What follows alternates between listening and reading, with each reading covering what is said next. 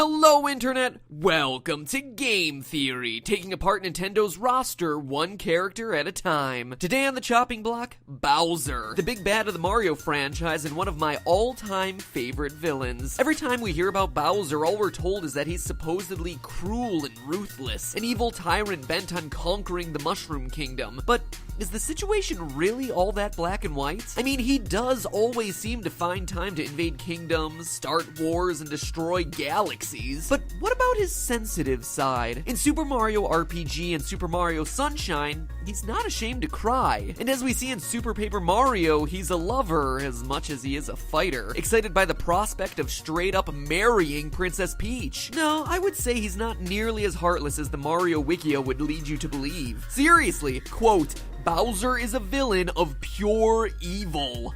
Wow, pure evil? I don't think anyone whose primary attack vehicle is called a clown car can be labeled as pure evil. No, I think that under his spiky, shelled exterior rests a tortured soul with a kind heart. He's like a transformer. There's more to him than meets the eye. Don't believe me? There are facts hidden in plain sight throughout the Mario series that turn Bowser into a very different character, explaining everything about his behavior, why he seems so angry all the time, and why he invades the Mushroom Kingdom and kidnaps Peach every other week. Slip on your overalls and prepare to feel bad for every time you've dumped the Koopa King into that pit of lava. Get ready, cause here we go! Let's start with the Koopalings. Larry, Morton, Windy, Iggy, Roy, Lemmy, and Ludwig von Koopa. 7 characters that create one of the franchise's longest held mysteries. For years, we all believed that they're his kids. I mean, makes sense, right? We have King Koopa, and these guys are Koopalings. They look similar. Bowser clearly trusts them enough to make them lieutenants in his military, and even grants them entire worlds to rule over in more than one invasion. But the big problem there is that, well, the Koopalings aren't Bowser's kids.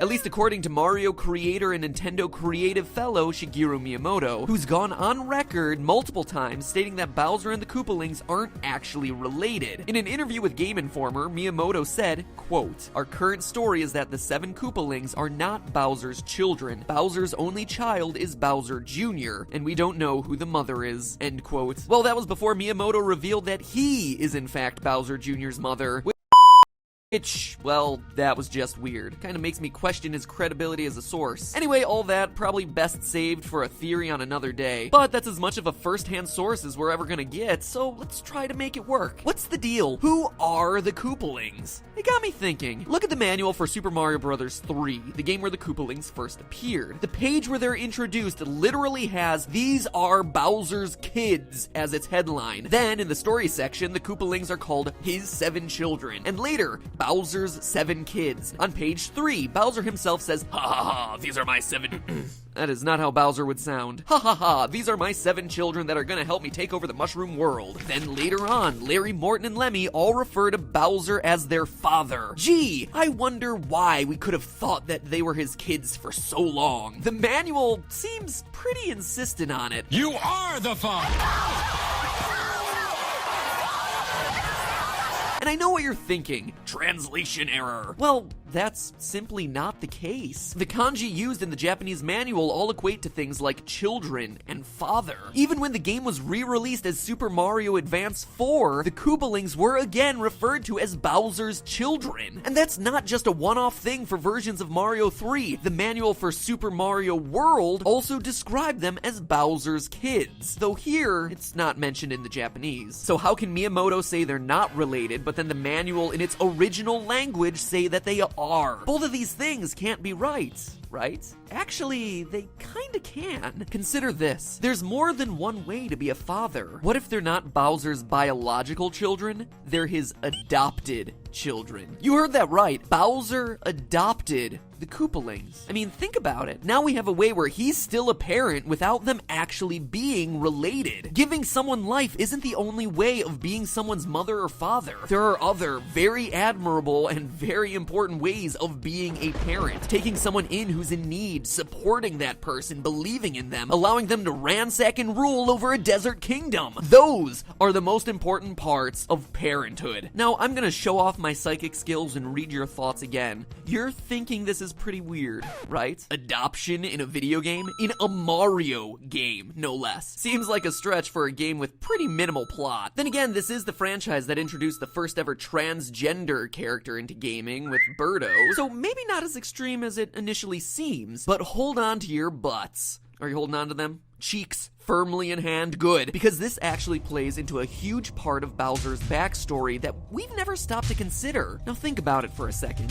Who are Bowser's parents? The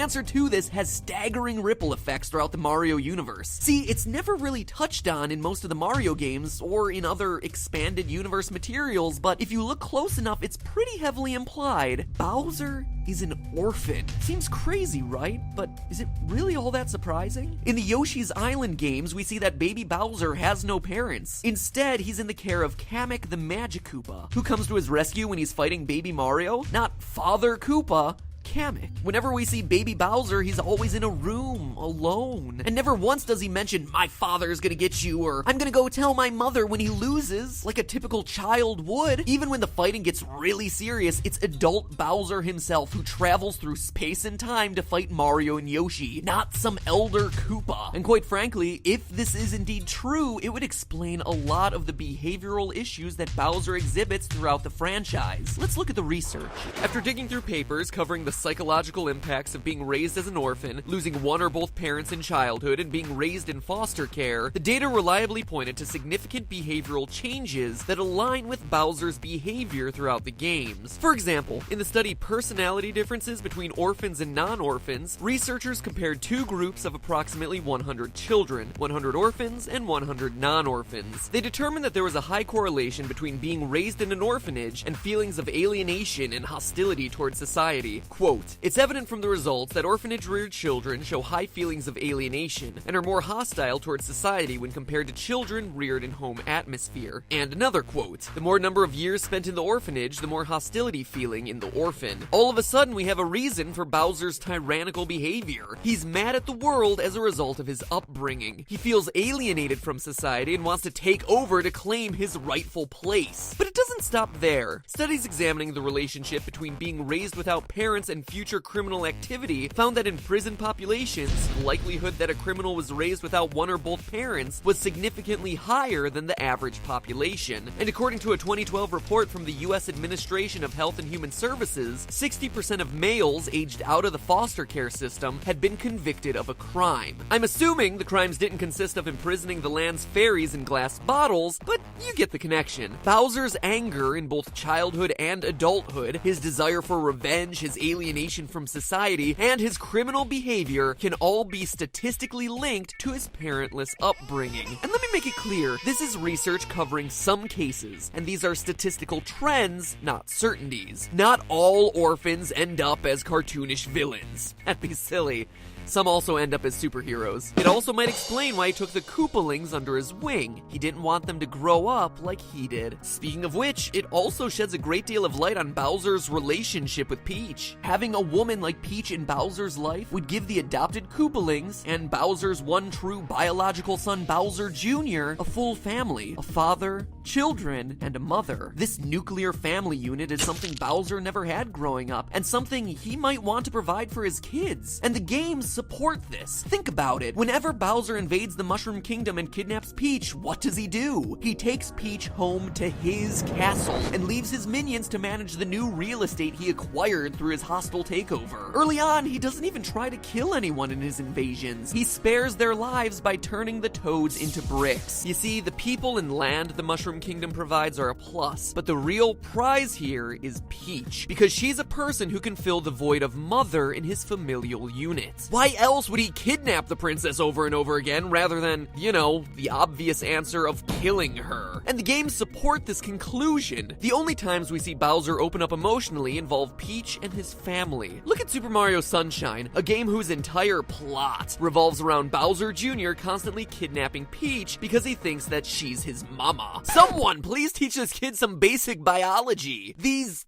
things don't go together. And even still, they wouldn't produce this. But what would give him that idea in the first place? Well, Bowser himself. At the end of the game, Bowser confesses to his son that Peach isn't his mom. But why lie about something like that? If you look closely, his eyes well up a bit in that final scene. The lie, the tears, this seems to indicate that Bowser feels guilty about being a single dad to his son, remorseful about his plan to kidnap Princess Peach not being able to provide him with a full family. But as one last point of evidence here, let's turn to the pages of the now defunct Nintendo Power. Counselor's Corner, you won't soon be forgotten. Now, for those of you who don't remember the simple joys of completing a year's worth of spine art or sending in illustrated envelopes, Nintendo Power was a news and strategy magazine that was published in-house by Nintendo of America. In the days before the internet, Nintendo Directs, and Iwata Bananas, it was the go-to source for everything Nintendo. And included in that everything were comics. For 12 issues in 1992, they ran a comic called Super Mario Adventures, which told the typical story of, you guessed it, Bowser kidnapping Peach with the help of the Koopalings. But what makes this comic special is that in it, Bowser finally explains his motivations. Why he does it. Volume 35, April 1992, we're treated to the following frames. Bowser says,